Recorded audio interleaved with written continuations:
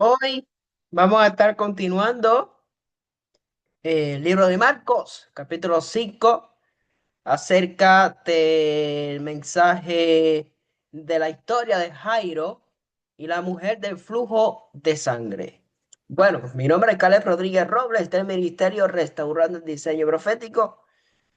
Estamos en la radio Semillas de Reino, la radio que une a los ministerios. Hoy, miércoles, vamos a estar llevando a cabo el segmento Regresa a Redir y entonces todos los sábados a las 9 de la mañana vamos a estar entonces subiendo este mismo video a nuestro canal de YouTube para que usted pueda también ser edificado o edificada. Así que es importantísimo poder llevarle mensaje de salvación a tiempo y fuera de tiempo. Yo creo que este es el tiempo de comenzar a evaluar cuando el maestro se detiene, a hacer un poco de silencio mientras Yeshua está haciendo, ¿verdad? Lo que tiene que hacer, ¿verdad? Ese milagro. Y hoy vamos a estar hablando acerca sobre Marcos capítulo 5. Y específicamente estaré hablando de este tema cuando el maestro se detiene. A veces nuestra vida se nos pasa por momentos difíciles en donde cuando el maestro se detiene o cuando Dios se detiene, pensamos que Él no está haciendo el trabajo. Y realmente tenemos que entender que cuando el maestro se detiene, es porque está a punto de hacer el trabajo. Ahora, no necesariamente porque recuerden que el Eterno hace las cosas de acuerdo a su voluntad. Yo espero que esta palabra sea de gran edificación. Bueno, vamos a estar tocando ahora rapidito los temas que hemos estado hablando, los 4 capítulos restantes. Es algo bien breve, porque, por ejemplo, en el capítulo 1 del libro de Marcos vimos la autoridad del Mesías es revelada, según Marcos 1. Entonces, vemos que desde el inicio Marcos presenta a Yeshua como el Hijo de Dios, que habla y actúa con autoridad. Vemos que se muestra superior a Juan el Bautista y en su inmersión y tentación vemos una afirmación acerca de su identidad, o sea, una afirmación divina de su identidad. Entonces, Yeshua no es solo un profeta más, su autoridad sobre demonios, enfermedades y el pecado demuestra, ¿verdad?, que es el rey prometido o va a ser el rey prometido, porque recuerden que él va a ser coronado rey. De eso vamos a estar hablando unos estudios próximamente que vamos a estar tocando en la fiesta, en Yoterúa. Pero eso fue lo que estuvimos tocando en Marcos 1. En Marcos capítulo 2, Marcos 2 y 3, vemos que Yeshua desafía tradiciones religiosas, perdona pecados, come con pecadores y sana en Shabbat. Entonces, el reino de Dios rompe esquemas.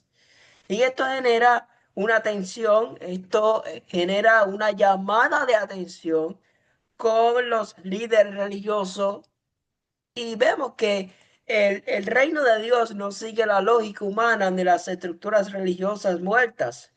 O sea, el reino de Dios trae gracia, trae libertad y trae también lo que es transformación. Yeshua dice que él vino para traer libertad a los cautivos, ¿verdad? A los presos. O sea, Lucas 4:18, Yeshua prácticamente está citando Isaías,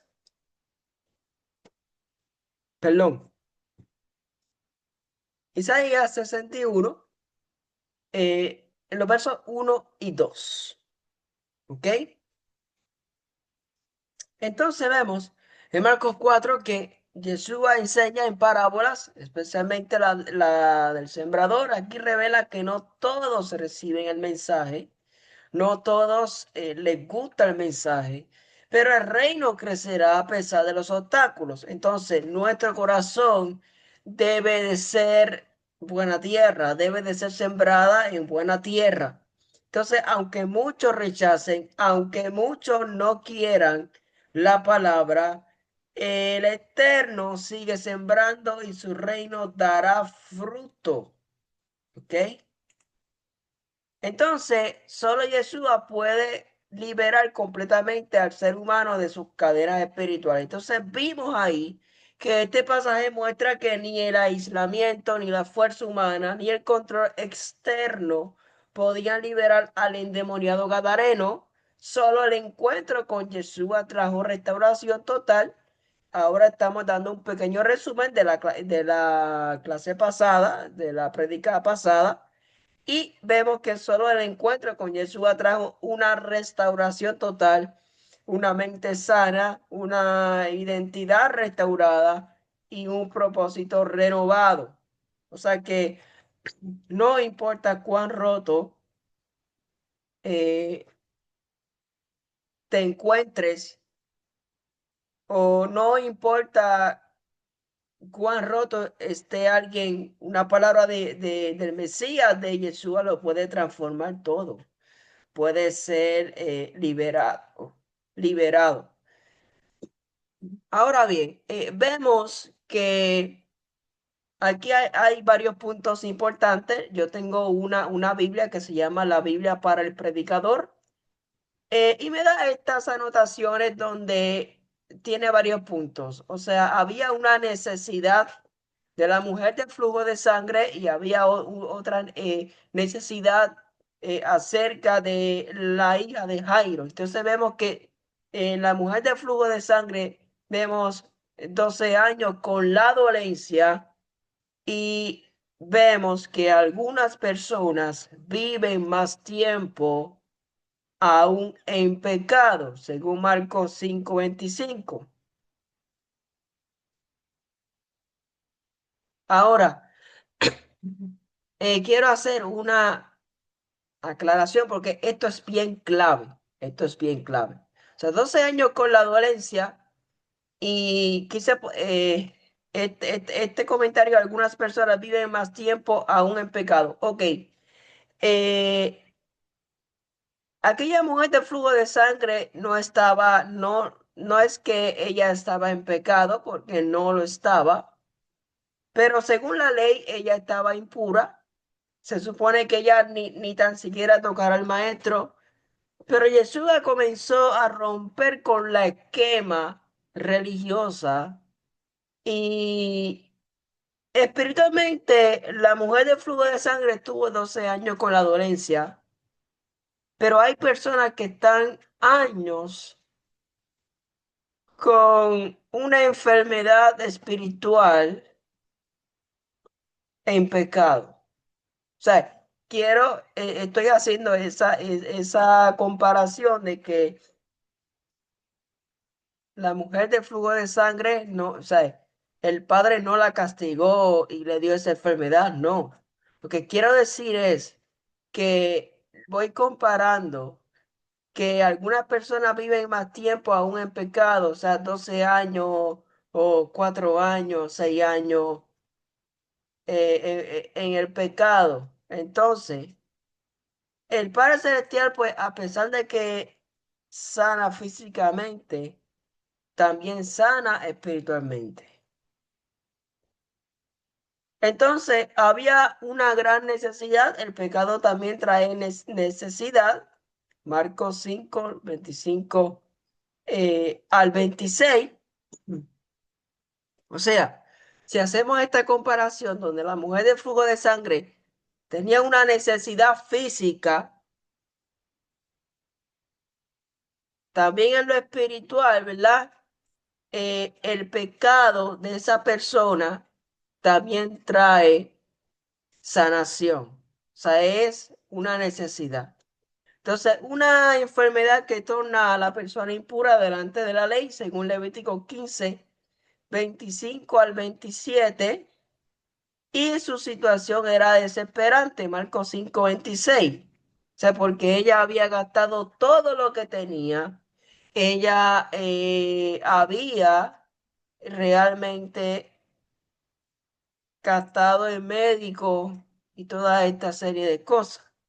O sea, gastado en médico, eh, usó casi todos los recursos necesarios y no hubo respuesta. Pero Yeshua, como siempre llega a tiempo, pues ahí comenzó a hacer el milagro. Entonces vemos, tocar a Yeshua, el punto número 2, sus esfuerzos para curarse fueron malos. Visitó a muchos médicos, o sea, cuántos médicos espirituales existían. Aquí podemos ver en Job 13:4 y Marcos 5:26, cuando nosotros comenzamos entonces a buscar prácticamente el libro de Job 13:4. Job 13:4 dice, vamos aquí, pero vosotros me calumniáis con mentiras, sois todos unos médicos inútiles. Pero vamos desde el verso 1. Vamos a ver dónde está. Ok, desde el verso 1 que dice aquí, en la versión Palabra de Dios para Todos,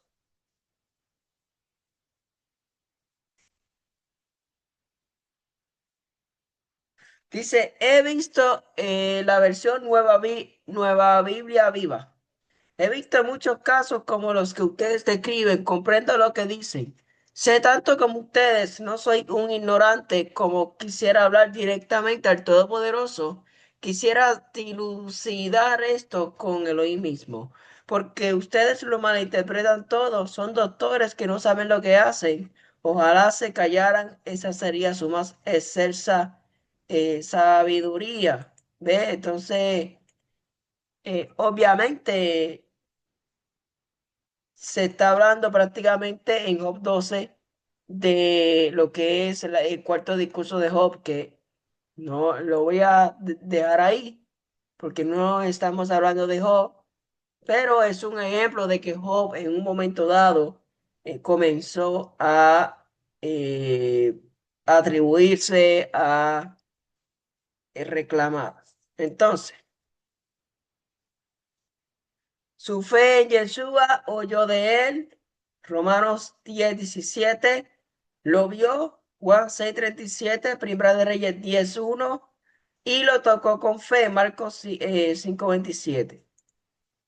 Entonces, su sanación, poder salió de Yeshua, Marcos 5:30, y fue una experiencia simultánea, tocó y fue sanada.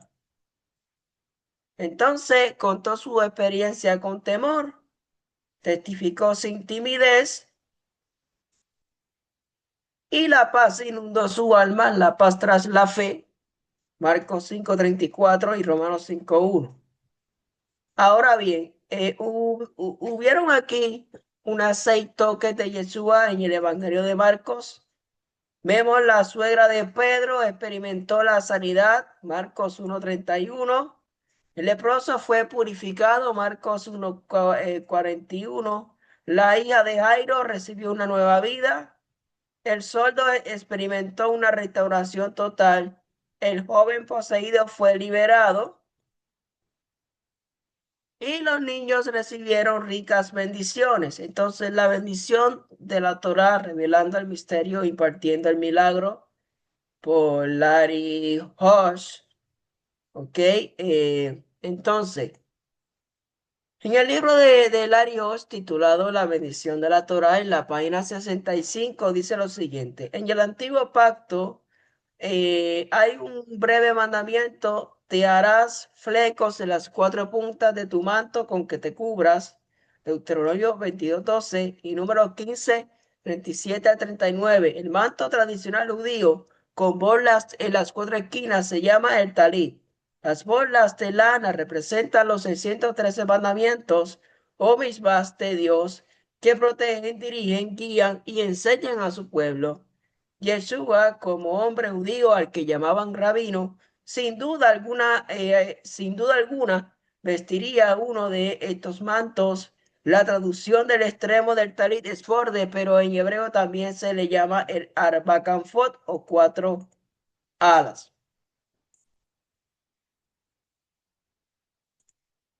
Entonces, quiero compartirles esto porque estaba hablando, ¿verdad? Con con una dama hace tiempito atrás y me dijo algo, ¿verdad? Que me llamó la atención porque Marcos 5, la historia de Jairo y la mujer de flujo de sangre, se conecta con Esther. Y yo le voy a decir el por qué. El por qué se conecta con Esther.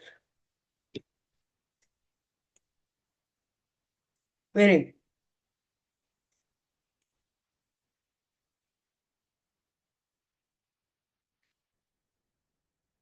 fíjate, aquí hay tres puntos importantes del por qué se conectan. Porque vemos interrupciones con propósito. La mujer del flujo de sangre interrumpe, ¿verdad?, el camino de Yeshua, donde no fue invitada, pero entró con fe. O sea, rompiendo esas normas sociales, tocando su manto para ser sanada. Esther también interrumpe el protocolo, entra sin ser llamada rey, sabiendo que podía morir, pero lo hace por fe y por la salvación de su pueblo. Y ambas decidieron no esperar el momento correcto, sino que actuaron en el momento de Dios. Entonces, vemos aquí una fe que provoca una respuesta divina. Vemos que Yeshua se detuvo y dijo, ¿quién me tocó o quién me ha tocado? O sea, porque una mujer creyó que solo con tocarlo sería libre. El rey extendió el cetro a Esther porque ella se presentó con valentía y gracia. En ambos casos, una respuesta milagrosa vino cuando alguien se acercó con fe, incluso si eso implicaba un riesgo. Y ambas historias tienen resultados de vida y salvación. La hija de Jairo vive, aunque ya había muerto, y el pueblo de Israel es librado del exterminio gracias a la acción de Esther. Entonces, el Eterno responde a la fe valiente que se atreve a interrumpir el protocolo del sistema humano, porque tenemos que entender que están los protocolos de hombre y están los protocolos del Padre. Entonces, tanto Esther como la mujer del flujo de sangre son figuras de fe. O sea, no esperaron turno, no se conformaron con las reglas, decidieron actuar creyendo que el favor de Elohim sería mayor que el miedo. Y Jairo, como Esther, también tuvo que creer, aunque todo parecía perdido, porque cuando Elohim está presente, ni la muerte ni el decreto final son la última palabra. Entonces vamos a estar tocando ahora la hija de Jairo respecto a la palabra Talita Kum, ¿ok? Entonces, vemos aquí que la situación de la hija de Jairo Vamos a tocar esto rapidito con un enfoque profético, evangelístico y de restauración. Y vemos que en Marcos 5, verso 41 dice, y tomando la mano de la niña, le digo, Talita Kumi, que traducido es niña, a ti te digo, levántate. Entonces vemos algo sumamente interesante porque hay momentos donde todo parece que está muerto. Hay momentos en que todo parece que está como que detenido y a veces las cosas se detienen, a veces se detiene el sueño, se detiene la fe, la esperanza, incluso se detiene el llamado. Entonces la casa de Jairo parecía llena de llanto y derrota, pero cuando Yeshua entra, entonces cambia el ambiente. Porque recuerden que en ese momento también se estaba llevando a cabo lo de la mujer de flujo de sangre, entonces, o sea, eran como que dos situaciones que se le presentó a Yeshua. Entonces, hay puntos clave. El milagro comienza en el camino y antes de llegar a la casa de Jairo, Yeshua fue interrumpido por la mujer con flujo de sangre. O sea, a veces el Eterno tarda o a veces el Eterno llega tarde porque está haciendo otros milagros en el camino. Recuérdate que no podemos ser egoístas porque hay otras personas que necesitan ser sanados también. Eh, entonces, el hecho de que el Eterno tarde, eso no significa que el tuyo no vendrá. O sea, no nos podemos desesperar por el retraso. Si Él camina contigo, la muerte no tiene la última palabra. Entonces, hubo un ambiente de muerte versus una palabra de vida. Cuando llegan, entonces la niña ya está muerta.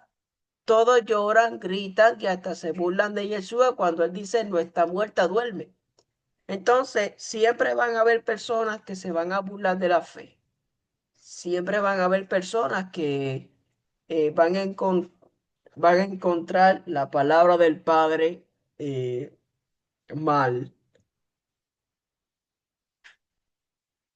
Pero vemos que el Eterno no habla en función del presente, sino del propósito. Entonces, tenemos que sacar esas voces de incredulidad, esas voces de miedo, porque Jesús ha hecho fuera a los que se burlaban antes de resucitar a la niña. Y a veces el milagro necesita silencio y fe. Entonces dice Talita Kumi, el llamado a despertar.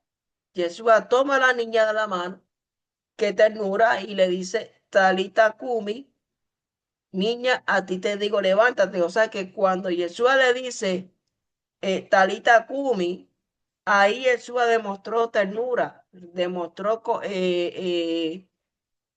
compasión, justicia.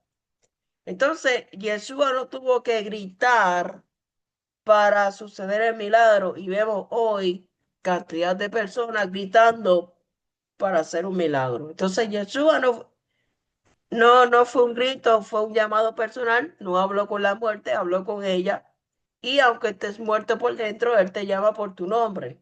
O sea, no es un llamado general, es personal.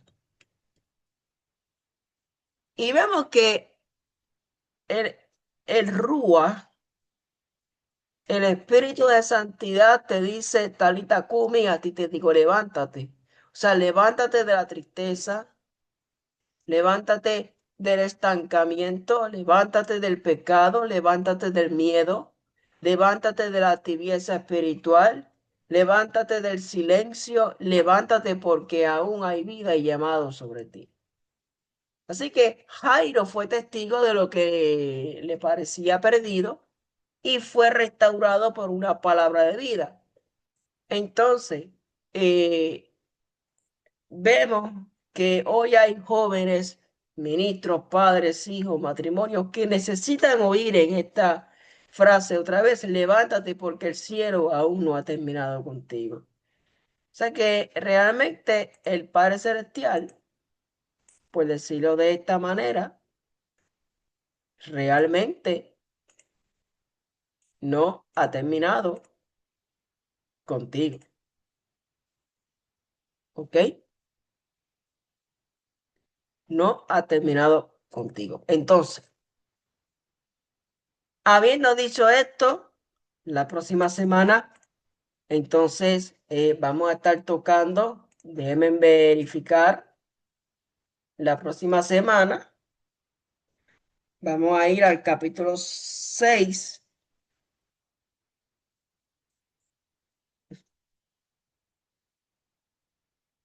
Sí, vamos a ir al capítulo 6 de Marcos. ¿Ok? Así que este es el episodio de hoy. Muchas bendiciones a todos los hermanos. Shalom.